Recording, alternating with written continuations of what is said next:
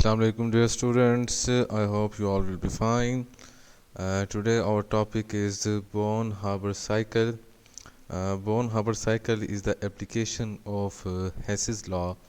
So we have to discuss it in detail. Paper point of view से ये भी बहुत इम्पोर्टेंट है, तो इसे हम जो है वो डिस्कस करते हैं.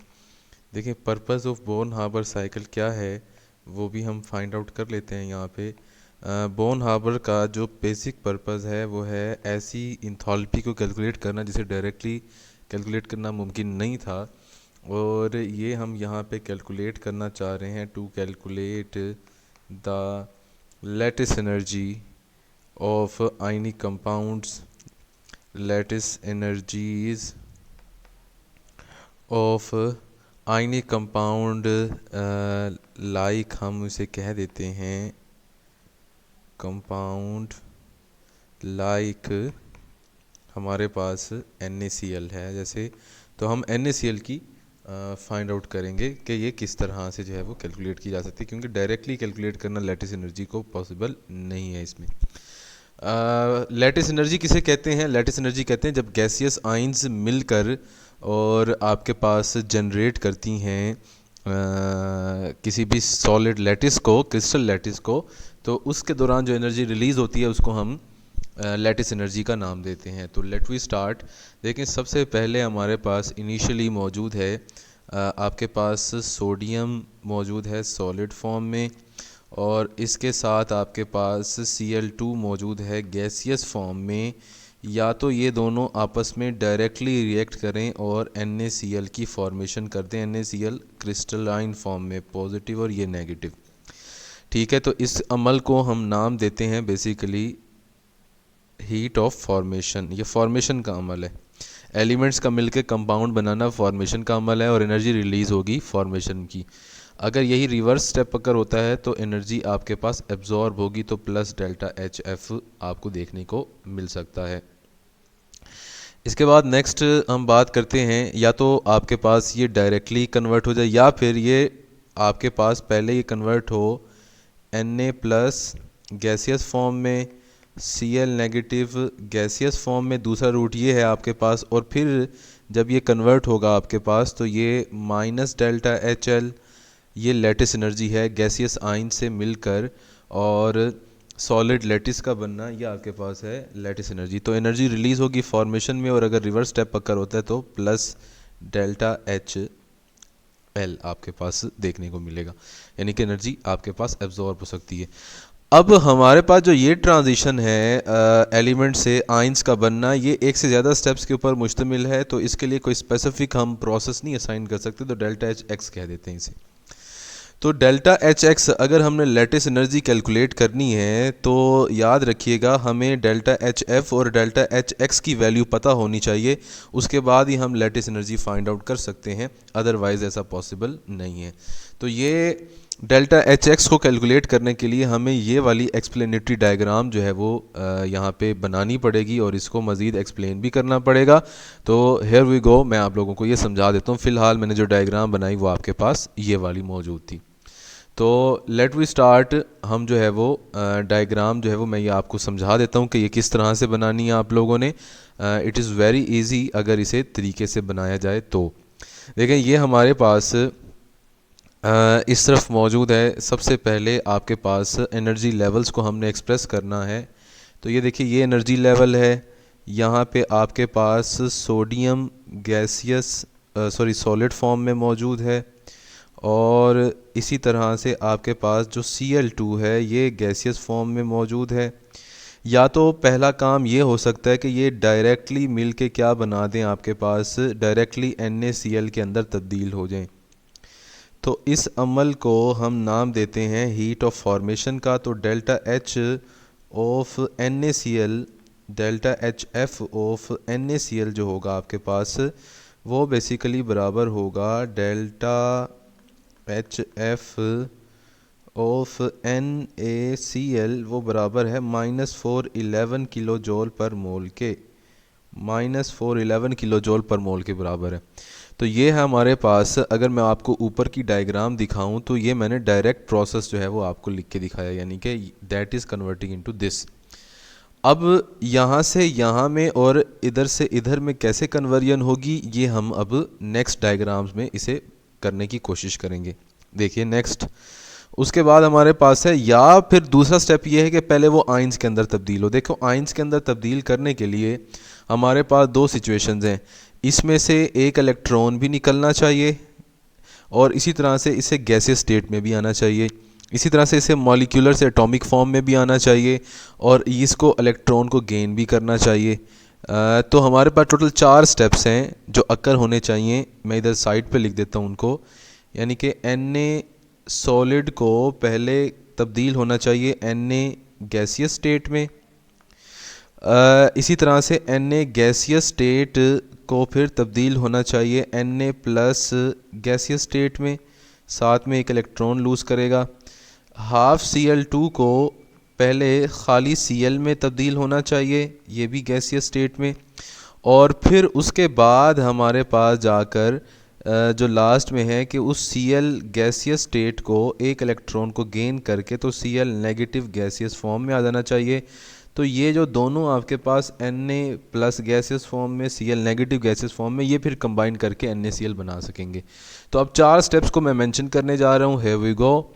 सबसे पहले ये हो सकता है, देखें हमारे पास जो Na प्लस Na है आपके पास, ये जो है पहले किस में था, सॉलिड स्टेट में था, अब ये आ जाए गैसियस स्टेट के अंदर, ठीक है।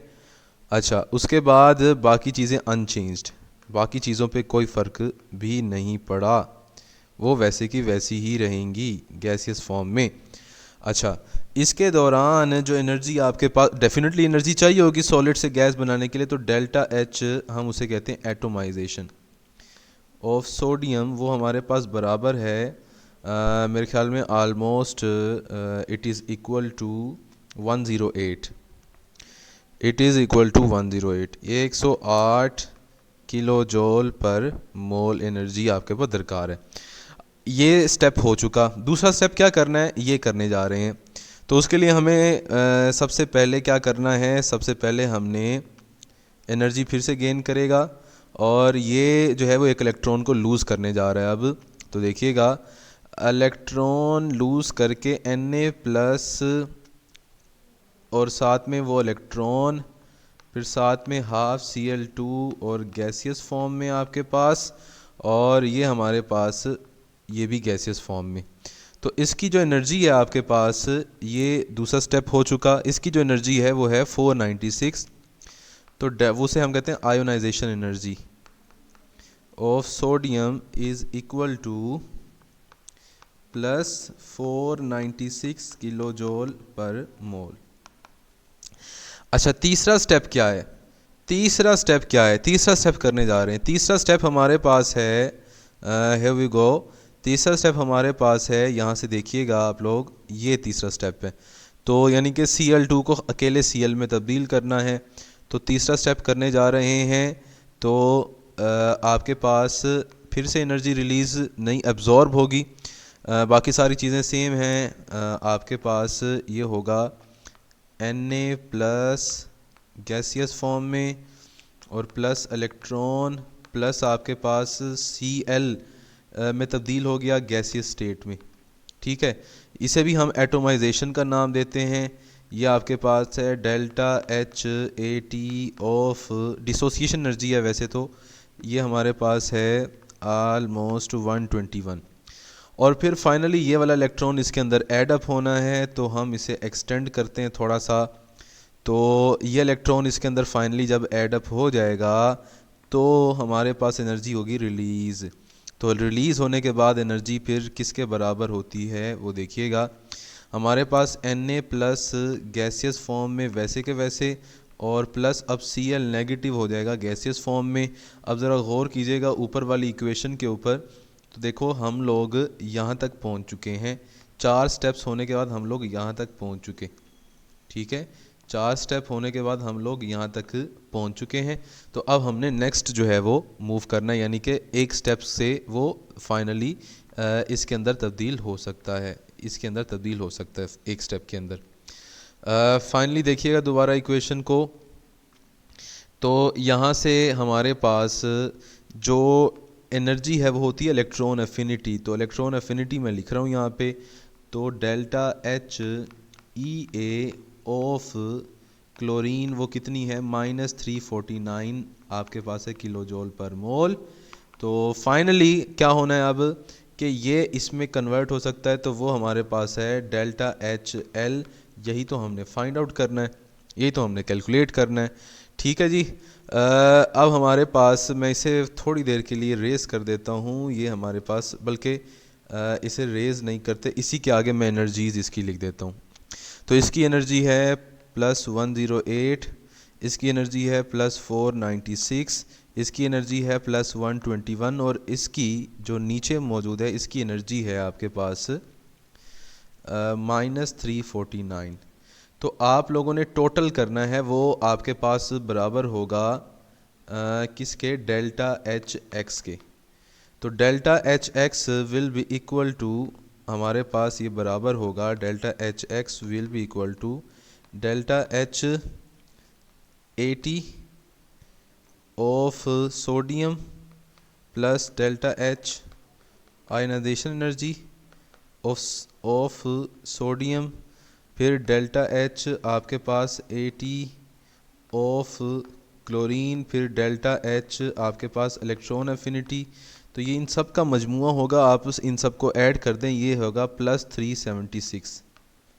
तो हेयर वी गो, जो डेल्टा एच एक्स की वैल्यू है हमारे पास वो कितनी आई, 376। ठीक है, ये हमारे पास वैल्यू आ गई। अच्छा, अब उस पर हमने अब अप्लाई करना है हेसिस लॉ। किस पे अप्लाई करेंगे, हेसिस लॉ हमने अप्लाई करना है इसके ऊपर, इस इक्वेशन के ऊपर, यानी कि अल्टीमेटली हमने हेसिस लॉ को अप्लाई करना है इसके ऊपर, ये इस इक्वेशन के ऊपर हमने हेसिस लॉ को अप्लाई करना है।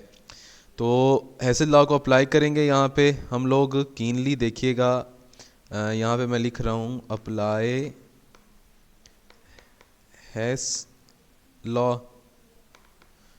तो हमारे पास होगा delta H F is equal to delta H X plus delta H L. Delta H L की वैल्यू निकालनी है, तो delta H L will be equal to delta H F minus delta H x.